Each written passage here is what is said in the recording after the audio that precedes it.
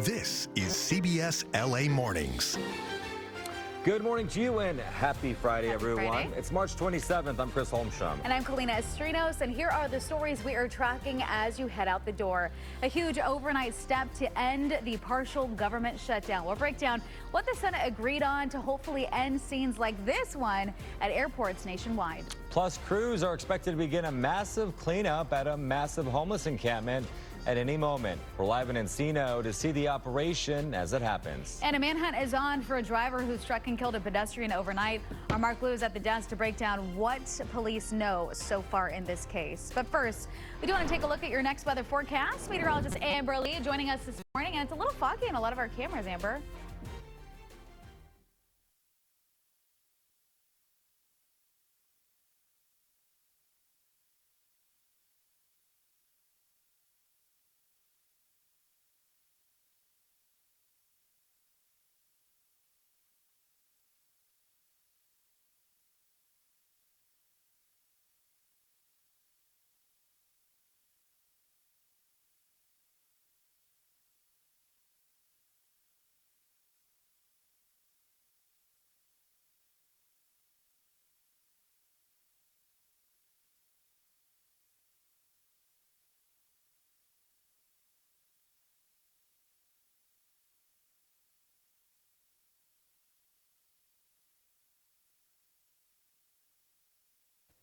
Amber, thank you. Let's go outside for a look at your next traffic at 6 o'clock in the morning. Couple things happening on the 5. This one's the first one. Santa Fe Springs. There's a crash northbound 5 at Lakewood. Left lane is blocked off. Then up ahead in Commerce, 5 north before Atlantic. Left lane blocked off there. You can't see that bright red spot. Also on the 5 north at Paramount. I'm hearing about a Great Dane possibly roaming around in lanes there, so please be careful. That was 5 northbound just before Paramount, also around the Santa Fe Springs area. Overall commute on the 5 north from Norwalk to the 101 will take you 26 minutes to get through. Here's the 405 Sepulveda Pass. It is crash-free, but there's a backup of 15 minutes right now from Roscoe over to Sunset, and the rest of LA does have some red in certain spots, like in Diamond Bar with the stalled car 60 west at Diamond Bar Boulevard. Middle lane blocked off. That is a backup leaving the 71. All right, let's get to some breaking news right now in Koreatown. Assignment manager Mark Lou's at the desk with details on a deadly hit and run. Mark. Yeah, that's right. LAPD says they found a victim dead on the ground, and the vehicle that struck this person, they believe, took off. We have a live crew at the scene right now. It's real foggy out there. This is in Koreatown. These are live pictures near the intersection of Leeward and Vermont. Now, you can see the canopy that's been set up over this body here of this pedestrian. It was about 3:45 this morning that LAPD got the call that there was some kind of a collision here. This is on Vermont, and you can see Vermont is completely closed in both directions for this investigation. Now, when they arrived, they say they found a man in his 30s, not conscious, not breathing. Unfortunately, that pedestrian pronounced dead at the scene. Now, there is a full investigation here. So far, LAPD has gathered some evidence that indicates that it was a man driving a white Dodge Charger that struck that pedestrian and then took off northbound on Vermont and out of view. That person's still on the loose right now. LAPD detectives searching this area for more evidence and also any witnesses who may have seen this collision this morning. Now, is there something you want to tell us here at the desk? You can text it to us directly at the number you see on your screen, 818-221-2222. You can send us story ideas, or if you have pictures or video of breaking news stories like that deadly hit and run in Koreatown, you can text us at that number. It'll come right to me or a member of our assignment desk team. That's it from the desk. I'll send it back to you, too. Okay, Mark, thank you so much. A homeless encampment cleanup is set to start at any moment, but neighbors are concerned it may not make their community any safer. They tell us the problem could just get moved down the street instead. CBS LA's Rick Montanez joins us live now from the Sepulveda Basin in Encino with more on those concerns. Rick, good morning. Kalina, Chris, good morning. This is something that these neighbors have really been dealing with for a while now, and it's just part of one of many issues that they've been dealing with. You see behind me, there's a no parking sign posted. That was put here on Burbank Boulevard as part of the preparation for this cleanup. But I want to bring in someone who's been involved in trying to get all of this organized here. So Rachel Perry's part of the neighborhood council here in Encino, a concerned neighbor because you've started seeing the issue of the RVs parking here, making it kind of a problem for safety-wise for the park, right? True, yeah. So the RVs started showing up right after they did the cleanup in the basin. And it's really a problem with people. There's hundreds of thousands of people that drive along Burbank Boulevard every single day. And they were partially in the street. There were cones. There was a lot of damage. So it wasn't safe for the drivers, the people who visit the park, or the people who are living inside the RVs. And then we know that now, you know, the signage went up saying there was going to be this enforcement effort here. The RVs are gone, and you haven't seen any sort of offer of assistance or anything like that to the people who were here, right? Right. So the RVs are gone. Some just moved up the street just for this temporary no parking for this big cleaning. And, you know, once the street cleaning is over, they're going to come back probably because no assistance has really been offered. Do you feel like you're being heard by the city? Not really. No, not at all. Yeah. Well, we know, again, this is one of many issues around the area. Thank you so much for talking with us this morning.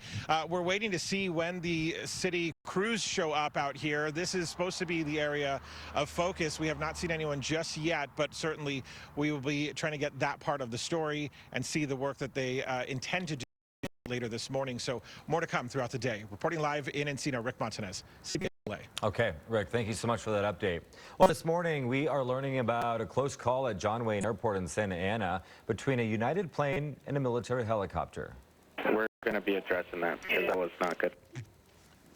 It happened on Tuesday. A Black Hawk helicopter was on a routine night training mission and was returning to base when it crossed into the path of a United flight that was getting ready to land. Preliminary flight data shows the aircrafts were about 525 feet apart vertically. This is closer than we would like for airplanes and helicopters to be. However, it does show that the system worked as intended in light of the fact that something was not right. Last year, there was a deadly mid-air collision between a Black Hawk helicopter and an American Airlines flight in D.C. And just last month, the FAA tightened its safety rules for helicopters flying around airports after more close calls, including one at Burbank Airport. A live look now at Capitol Hill, where the Senate has approved a bill to fund most of the Department of Homeland Security. Now, this measure moves the nation one step closer to ending the partial government shutdown and getting TSA paid. And as CBS LA's Jared Hill reports, the tentative deal keeps ICE separate.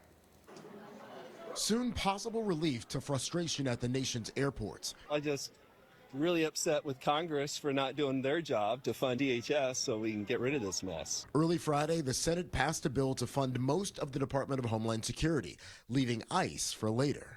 Democrats held firm in our opposition that Donald Trump's rogue and deadly militia should not get more funding without serious reforms, and we will continue to fight. Democrats got their issue, I guess.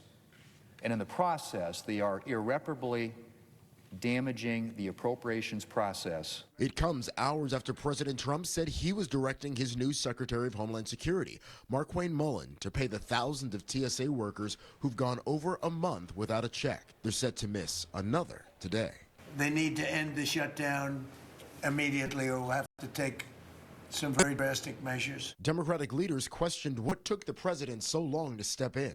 He's always had this ability, but clearly he wanted to hold TSA agents and the American people hostage. The Senate bill now moves to the House. Jared Hill, CBS News.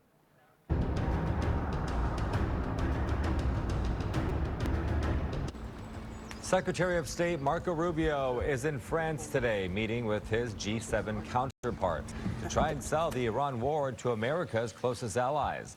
Most of these nations have raised objections to the conflict, with President Trump repeatedly slamming their reluctance to get involved.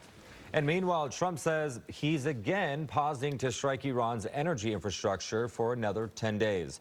The deadline for Tehran to reopen the Strait of Hormuz, that was today, but it's now pushed back to April 6th. President Trump stressed that the regime is more than ready to bring the conflict to a close.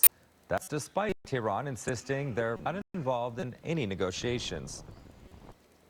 All I can tell you is they're begging to make a deal. They're lousy fighters, but they're great negotiators. Yesterday's announcement came shortly after Wall Street closed, with U.S. stocks recording their biggest loss since the war began.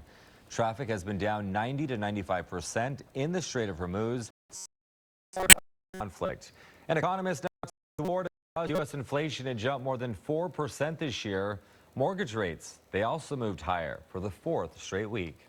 Meanwhile, President Trump says Iran allowed 10 oil tankers to pass through the Strait of Hormuz as an apparent goodwill gesture in negotiations. Trump initially described this as a, quote, present from Iran Wednesday. But even as Trump touts progress with talks with Iran, global energy markets remain wary. Oil prices have gone up more than 40% since the war started. Now back here at home, gas prices, they are staying steady this morning, but they're still hovering just under that $6 mark. LA County, you are at $5.96 for a gallon of regular gas. Ventura County, you're at $5.91. Orange County, the average is $5.9.